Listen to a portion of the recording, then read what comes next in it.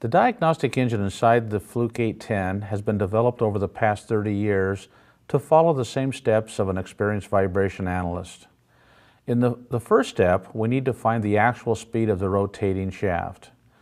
Based on the target speed given by the user during the setup, the diagnostic engine looks for the largest peak inside a plus or minus 4% window.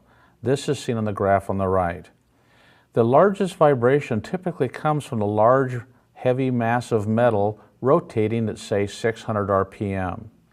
In the graph on the bottom left, we see a peak at 600 RPM, a peak at 2400 RPM, and a peak at 4500 RPM.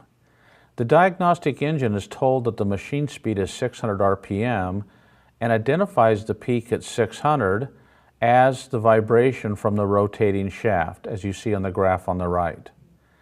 It then takes information that is 4 impeller vanes, sees a peak at 2400 in the data, which is 4 times 600 RPM, and identifies this as the 4 impeller vanes.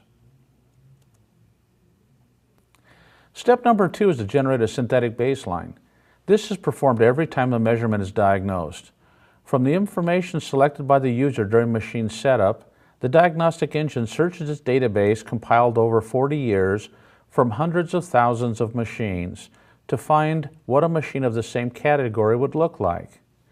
In the graph on the left, we see a low red line that reflects the baseline level selected for this machine. Notice that in the lower frequencies, over to the left, the alarm level is higher because noise levels are higher in low frequencies. Also notice that the baseline level is raised to cover the peak at 1x because we expect a larger vibration to be seen from the shaft vibration. We found this in the previous step. We're also going to have increases at the harmonics of the shaft vibration.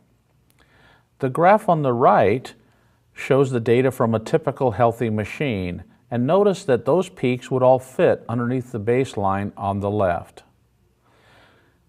You will notice that on the graph on the left that there is a peak that exceeds the baseline.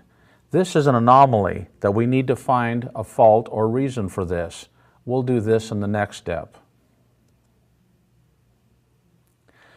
In step number 3, we compare the exceedances of the baseline to 4,700 rules.